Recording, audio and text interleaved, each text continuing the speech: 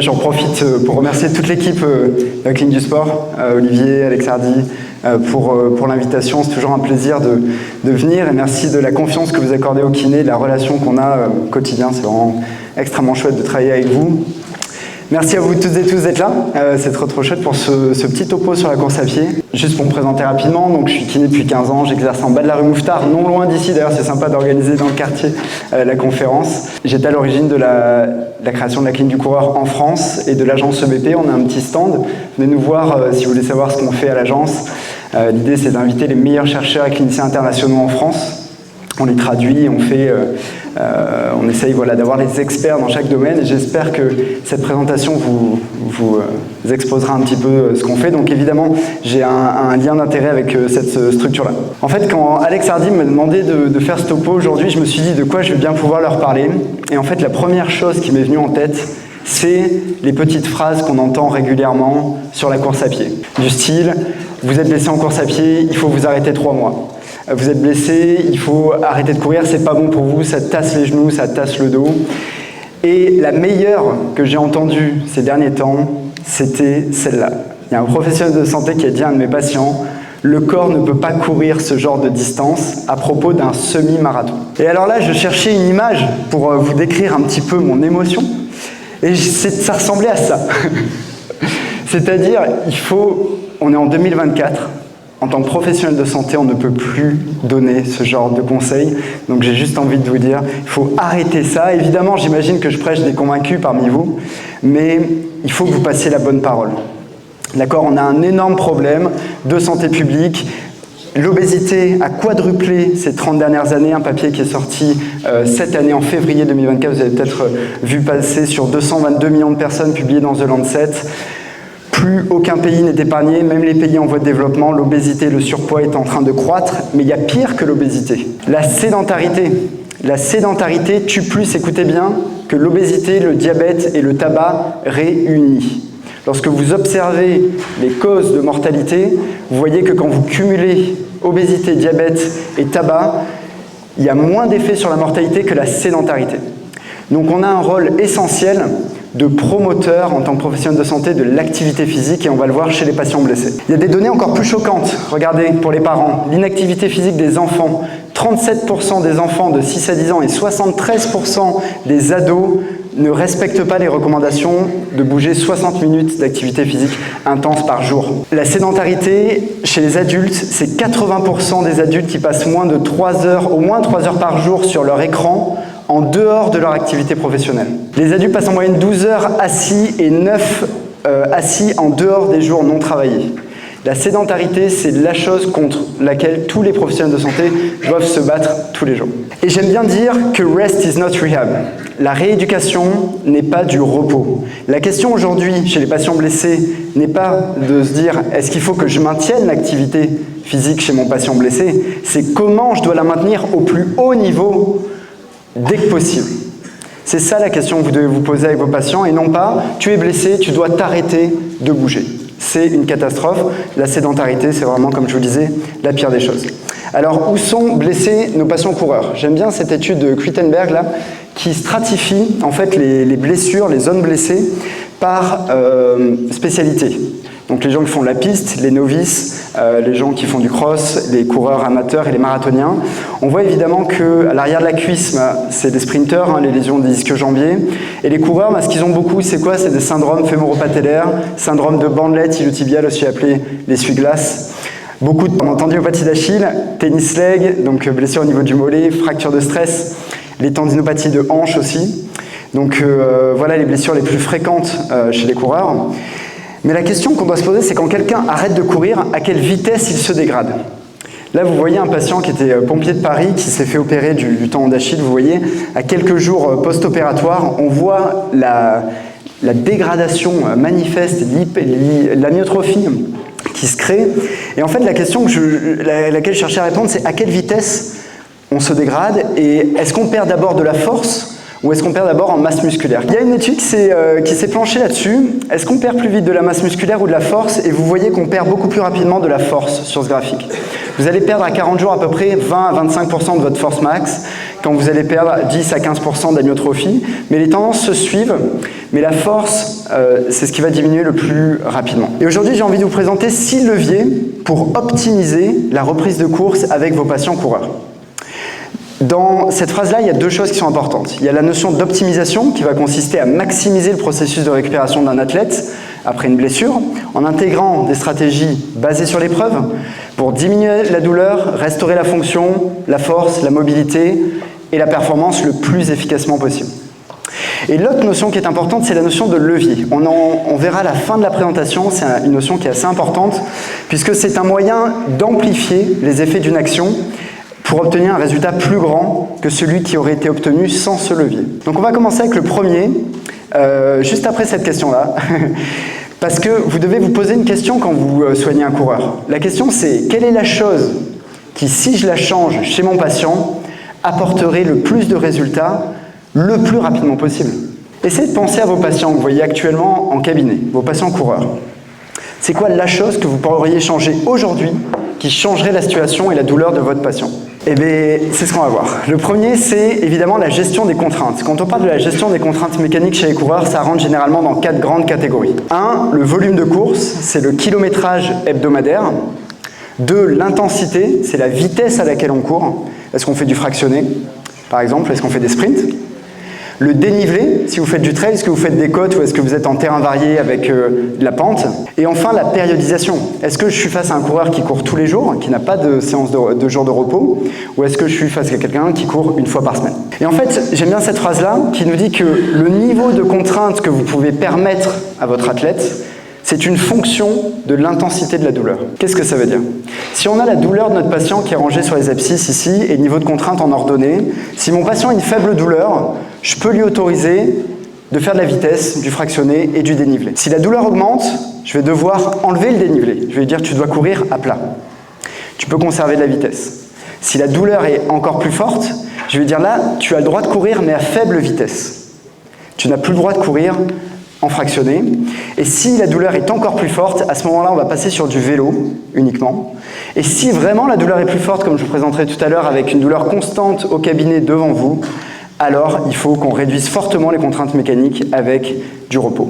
Donc vous voyez, l'enjeu chez les patients coureurs n'est pas de leur dire « tu as mal, arrête de courir », c'est d'essayer de voir comment est-ce qu'on peut manipuler ces variables-là pour les garder le plus actifs possible. Je vais vous prendre un exemple avec une patiente que j'ai reçue cette semaine, patiente très bonne coureuse, 52 ans, 38 minutes sur 10 km, douleur au niveau du tendon des ischios, à 8 sur 10, lorsqu'elle contracte l'ischio, elle arrive à produire une force de 14 kg comparée à 24 kg sur le côté contralatéral, le dynamomètre électronique.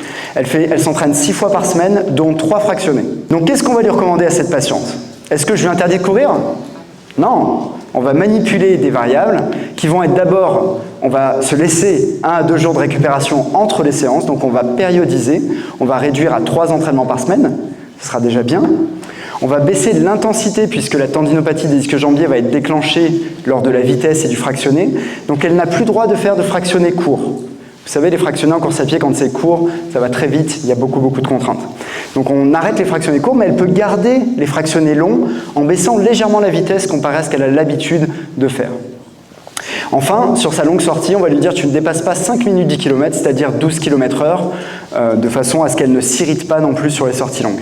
Et rien qu'avec ces conseils-là, la douleur va réduire. La patiente peut continuer de rester active et de courir, mais sans se provoquer de douleur. En pilier numéro 2, évidemment, il y a la prescription d'exercice. Je suis sûr que vous êtes tous familiers avec la prescription d'isométrique. Ça a été basé et popularisé par une étude d'Ebony Rio, que j'ai eu la chance de rencontrer plusieurs fois.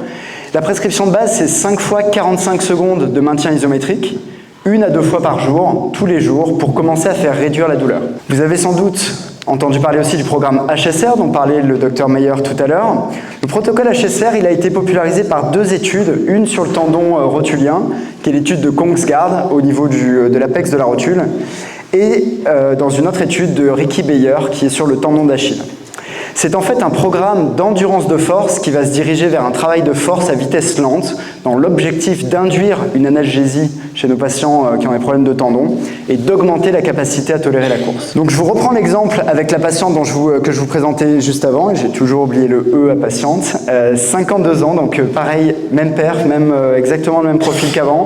On a le body chart ici qui nous montre une douleur précise sous le pli de la fesse, c'est une tendinopathie des ischios, et on commence avec un protocole isométrique qui ressemble à ça. Alors, nous voici avec une patiente athlète, cinquantaine d'années, 38 minutes sur 10 km, qui vient avec une douleur au niveau de l'ischio-jambier proximal, et on fait un test de résistance isométrique.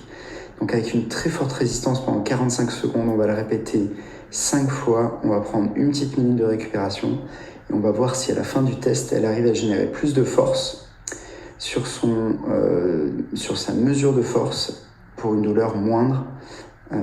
Je vous montre ça dans une autre vidéo. Voilà, alors en fait là, après ce test-là, donc 5 fois 45 secondes d'isométrique, la patiente est capable de développer plus de force avec moins de douleur sur le test de mesure de force en flexion de hanche. Donc c'est notre premier exercice dès la première séance pour commencer à induire une analgésie chez la patiente et à prescrire un exercice et la rendre active d'emblée à J1. Ensuite, on va progresser très rapidement à la séance 2 sur le protocole HSR. Vous savez, le protocole HSR, il commence par des séries de 15 répétitions qui sont généralement, on estime qu'on peut soulever à peu près 70% de la charge qu'on peut soulever une fois dans des séries de 15. Je vous avoue que ces graphiques-là maintenant sont un peu dépassés, surtout grâce à cette étude-là, étude de Nuzzo, qui nous montre que plus la charge est légère, plus il y a une variabilité qui s'installe dans l'endurance de force des gens. Ce que ça veut dire concrètement, c'est que vous ne pouvez pas vous baser sur la mesure de la force maximale pour prescrire des programmes de renforcement aujourd'hui. Je ne sais pas si ça parle à beaucoup de gens, mais globalement, ce que vous devez faire, c'est simplement tester et itérer avec une charge de façon à trouver la 15 RM de la patiente, parce qu'il y aura trop de variabilité à 70% de RM. Je vous inviterai, j'ai pas trop le temps de détailler aujourd'hui, à regarder le protocole HSR et regarder cette étude hyper intéressante qui montre que pour une même force maximale, on a des endurances qui sont différentes chez les gens. Troisième pilier que vous pourriez utiliser avec vos patients pour optimiser la reprise de course et réduire la douleur, c'est évidemment les changements biomécaniques. Changer la façon dont les gens courent et changer éventuellement la chaussure de course.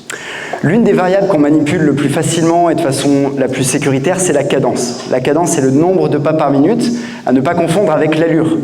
Chez un coureur, c'est rare qu'on lui recommande d'augmenter la vitesse pour aller mieux. En général, on va baisser la vitesse. Par contre, alors qu'on baisse la vitesse, on veut augmenter la cadence. La cadence, c'est le nombre de pas par minute. Et lorsqu'on a un coureur qui fait des plus petits pas, en général, on améliore la distribution des contraintes sur l'ensemble du membre inférieur. Et c'est une intervention extrêmement pertinente d'un point de vue biomécanique. L'une des choses les plus intéressantes que vous pourriez faire avec des coureurs aussi, c'est de leur dire « cours sans faire de bruit ». Le bruit est extrêmement corrélé avec la vitesse de force d'impact, qui est un des marqueurs de la cinétique qui est le plus important chez les coureurs. Et on voit aussi qu'il y a une corrélation très nette entre ce vertical loading rate, donc la vitesse de force d'impact, et le bruit qu'un coureur fait. Donc l'un des meilleurs conseils qu'on peut donner à un coureur pour diminuer la douleur et améliorer et favoriser la reprise de course, c'est de courir sans faire de bruit. Une autre intervention particulièrement intéressante, c'est la pose du pied au sol. Vous allez voir sur ces vidéos-là, une coureuse avec une franche attaque talon initialement. Ce type de foulée a tendance à transférer les charges au niveau du genou, de la hanche et du dos. D'accord ? Il y a aussi une grosse charge qui passe par le tibia. Et évidemment, ce qu'on cherche à faire, c'est à modérer les forces d'impact. Pour modérer les forces d'impact, on va changer la biomécanique de la coureuse en lui demandant, par le travail de cadence, d'atterrir plutôt médio-pied. Le fait de transférer un coureur de talon vers médio-avant-pied va en effet charger un peu plus le pied, le mollet, le tendon d'Achille, mais on va réduire les contraintes sur le genou. Donc vous allez vous amuser quelque part à transférer les charges tissulaires là où vous le souhaitez, dans l'objectif de diminuer la nociception qu'elle aurait sur des zones proximales par exemple. Donc le changement biomécanique de course est un levier extrêmement intéressant pour optimiser la reprise de course et réduire la douleur des patients qui ont des atteintes proximales. En quatrième pilier, on va avoir l'entraînement croisé. Si aujourd'hui, vous ne prescrivez pas de cardio à vos patients en parallèle de votre prescription d'exercice, vous manquez une opportunité exceptionnelle de réduire la douleur. Pourquoi ? Parce que l'entraînement croisé, c'est l'entraînement qui permet de conserver les qualités physiologiques de l'athlète sans l'irriter, tout en accélérant la guérison. Et l'un des trucs les plus intéressants à utiliser avec les coureurs, évidemment, c'est le vélo. On voit très peu de patients cyclistes blessés, à part ceux qui ont un trauma de la route, on s'entend. Mais il y a très peu de contraintes mécaniques à vélo. Donc c'est une excellente activité de transfert qui va nous permettre de conserver les qualités physiologiques de l'athlète tout en accélérant la guérison et sans déclencher plus de douleur. Donc voilà un exemple concret avec un patient que j'ai reçu il y a quelques temps de ça. Jeune, haut niveau, 18 ans, 1,1 année et demie de douleur au niveau du tibia, une douleur constante au repos dans mon cabinet à 3 sur 10, une sensibilité palpatoire sur tout le tibia, une IRM qui montre un gros hypersignal sur tout le tibia. Qu'est-ce qu'on lui dit à lui? Est-ce qu'on peut le faire courir? Il a une douleur constante au repos assis. Bah évidemment, vous comprenez bien qu'il a pris une décharge relative. On lui a dit pas de sport à impact, pas de course, pas de boxe, pas de gym. Pendant 3 à 4 semaines, c'était vraiment extrêmement cogné. Il a insisté dessus pendant des mois, jusqu'à arriver au cabinet avec une douleur constante. Donc forcément, on va croiser avec du vélo, on va favoriser le sommeil, la nutrition et le repos pendant 3-4 semaines. Et on va faire de l'endurance fondamentale sur vélo, autour de 60-70% de fréquence cardiaque max. Concrètement, pour que vous le reteniez, vous pouvez le prendre en photo. Ça peut ressembler à ça, à séance 1. Mon patient a une douleur constante, mais il ressort avec une prescription, une périodisation dans la semaine de vélo et de renforcement du haut du corps et d'abdos. Et on va alterner ces séances-là de façon à promouvoir les adaptations sans l'irriter. Et à 3 semaines, je le revois et là, on commence un protocole HSR dans les périostites et fractures de stress au niveau du tibia. On a tendance à renforcer le tendon d'Achille et le solaire et le tibial postérieur pour essayer de promouvoir la modération de l'impact pour réduire les contraintes sur le tibia. Donc voilà quoi peut représenter, comment on peut représenter une périodisation sur une semaine avec ce genre de patient-là qui a une douleur extrêmement importante et qui est incapable de courir à ce stade. 5e et avant-dernier pilier, le sommeil.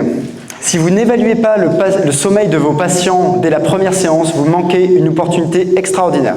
Pourquoi? Parce que vous aurez beau vous entêter à faire la meilleure thérapie manuelle, les meilleurs exos, la meilleure chirurgie, prescrire les meilleurs médicaments, si votre patient ne dort pas, il aura une modulation de la douleur à la hausse. Alors est-ce que tout le monde doit dormir 8 heures? En moyenne, c'est vrai qu'on retrouve ce chiffre de 8 heures souvent, mais il y a des gens qui dorment, vous voyez ici, 2 à 3 heures et qui sont très très à l'aise. Et il y en a qui ont besoin de 12 à 14 heures, peut-être que certains se retrouvent dans la salle, se reconnaissent. Mais en fait, ça c'est des chiffres très très globaux.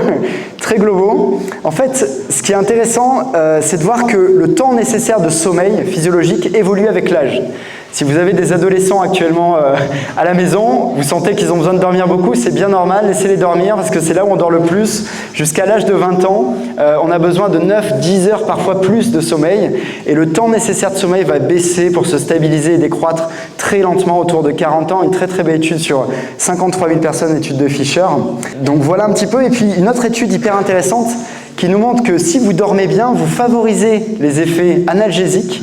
Et si vous ne dormez pas, vous faites la part belle aux hyperalgésiques. Donc toutes les cascades cellulaires etc. qui modulent la douleur à la hausse sont déterminées par la quantité et la qualité de sommeil. Et je vais vous donner des petites questions que je pose à mes patients dès la première séance pour évaluer ça. Est-ce que vous dormez bien? Oui, non, simplement. Les gens qui dorment très bien répondent très très vite. Oui, je dors très bien. Les gens qui attendent plus de 2 secondes, ils dorment mal. Combien de temps vous dormez-vous? Donc quantité de sommeil. Combien de temps vous avez besoin pour être parfaitement bien? Là, ça vous permet de mesurer ce qu'on appelle la dette de sommeil. Et quand vous avez quelqu'un qui dort 6 heures au lieu de 8 heures depuis 1 an, la personne a 700 heures de dette de sommeil. Et vous pouvez être sûr et certain que c'est un pilier essentiel de la modulation de la douleur. Si vous ne faites rien d'autre qu'améliorer son sommeil, vous allez commencer à réduire la douleur chez ce patient-là avant même votre prescription de médicaments, votre chirurgie ou votre kinésithérapie. Est-ce que vous vous réveillez la nuit? Parce que la quantité c'est bien, mais quelqu'un qui vous dit je dors 8 heures mais je me réveille toutes les 2-3 heures et j'ai du mal à me rendormir, eh ben, ce sont des problèmes majeurs aussi avec les gens. Et il y a un autre marqueur que je trouve hyper intéressant, c'est combien de temps vous mettez à vous endormir. Souvent, si ça dépasse 20 minutes, qui est le temps moyen d'endormissement classique chez les gens, si la personne me dit 1 heure, qu'elle met 1 heure à s'endormir, je vais lui dire « Est-ce que vous pensez à des choses ?» Et la personne elle va me dire « Oui ». Et je vais lui dire « C'est pro, c'est perso ». Et alors là, on va rentrer dans une sphère un peu psychosociale qui va être très très intéressante à explorer avec les gens, avec des stress perso, des stress professionnels, etc. etc. Donc c'est une très très bonne porte d'entrée aussi, le sommeil, pour voir avec les gens, est-ce qu'il y a d'autres choses que la mécanique? Est-ce qu'il y a d'autres choses que la biologie en cours? Et ça vous donne des opportunités assez intéressantes d'explorer ces thématiques-là. Le dernier pilier qu'on oublie souvent, mais qui est essentiel, c'est la nutrition. Vous voyez, j'ai reçu 7 patientes encore. Là, j'ai essayé de vous faire un truc hyper actuel avec des gens que j'ai reçus cette semaine. C'est une consoeur, 28 ans, elle s'entraîne 3 fois au basket par semaine, 1 fois en course à pied, un IMC très bas, elle rapporte depuis toujours avoir eu un faible appétit, elle a un cycle menstruel extrêmement perturbé, et là vous commencez à sentir le RED-S, la triade de l'athlète féminine, qui va engendrer une fragilité sur plein de systèmes, à la fois immunitaires, neuro-endocriniens, mais aussi osseux. Et là, quand je lui demande de me décrire sa douleur, regardez ce qu'elle me dit. Donc montrez-moi, où est-ce que vous avez mal tout de suite? Ok. D'accord. Et à combien entre 0 et 10? 4. 4, ok. Donc là, elle est à 4 sur 10. Elle a rien au niveau du rachis lombaire. Elle fait des sports à impact. Elle a la triade de l'athlète féminine qu'on appelle maintenant le RED-S. C'est Relative Energy Deficiency Syndrome in Sport. Ce qu'on suspecte, c'est une fracture de stress au niveau de la sacro-iliaque. Et elle ne savait pas ce qu'elle avait à ce stade-là, elle n'avait pas reçu de diagnostic, et donc j'ai référé à quelqu'un de l'équipe avec qui je collabore beaucoup, c'est Thomas Mamou qui est à Cortenbert. Je vais référer la patiente et là on va faire les examens pour voir ça. Et j'aimais bien ce petit article-là qui nous dit les fractures de stress, elles vous voient, est-ce que vous les voyez? Très intéressant, surtout dans ces profils-là de coureuses, très minces, cycle menstruel perturbé, gros volume d'entraînement, sport impact, une douleur profonde dans le bassin. En général, ça va sortir fracture de stress. Donc voilà, on se rapproche de la fin de ce topo et je voulais insister sur la notion de levier. La notion de levier, parce qu'un levier, ça amplifie vos actions. Et lorsque vous traitez un coureur ou une coureuse, l'idée, c'est de voir comment est-ce qu'on peut l'aider, comment est-ce qu'on peut l'élever quelque part. Et en plus de tout ce que vous faites aujourd'hui, si vous rajoutez une gestion des contraintes mécaniques et une prescription d'exercices très fine à visée antalgique et une gestion des contraintes de façon à les garder le plus actifs possible, si vous rajoutez les changements biomécaniques, les changements de chaussures, si vous rajoutez un entraînement croisé régulier fait en endurance fondamentale, si vous analysez le sommeil et donnez des conseils de base, voire référez à des médecins en service spécialisé si jamais il y a des problèmes sérieux, si vous posez un peu des questions sur la nutrition en termes d'apport kilocalorique, déjà est-ce que mon patient mange assez ou ma patiente mange assez par rapport à la demande énergétique qu'elle a en face, est-ce que la proportion de protéines est suffisante par rapport à la demande qu'elle a en sport, et bien là vous voyez le bras de levier s'allonge, et en fait vos résultats cliniques vont être dépendants du nombre de leviers que vous avez à disposition, de la probabilité de succès de ces leviers-là, évidemment, puisque si c'est trop compliqué à mettre en place, ça ne se fera pas. Et si vous rapportez ça au temps, c'est-à-dire si la personne l'implémente le plus rapidement possible et ne laisse pas traîner ça, et qu'en plus de ça, il y a très peu d'efforts et de friction nécessaires à implémenter ces changements-là sur ces leviers, et bien là, vous allez avoir énormément de valeur apportée aux patients extrêmement rapidement. Donc voilà, cette notion de levier et cette équation de valeur apportée aux patients est très très importante. Donc voilà, le petit take-home message avec lequel je voulais vous laisser aujourd'hui, c'est qu'il existe 6 grands leviers pour optimiser la reprise de course, que l'objectif c'est d'identifier les plus importants en fonction de vos patients, et bien sûr, tous les patients sont différents. Il faut faire en sorte qu'ils les appliquent, parce que quand bien même vous allez donner les bons conseils, il faut s'assurer que les gens les appliquent le plus rapidement possible, dans l'objectif de réduire le plus vite la douleur et de reprendre la course à pied dans les meilleures conditions. Je vous remercie beaucoup de votre attention. N'hésitez pas à me suivre sur les réseaux sociaux et je vous dis à très très bientôt.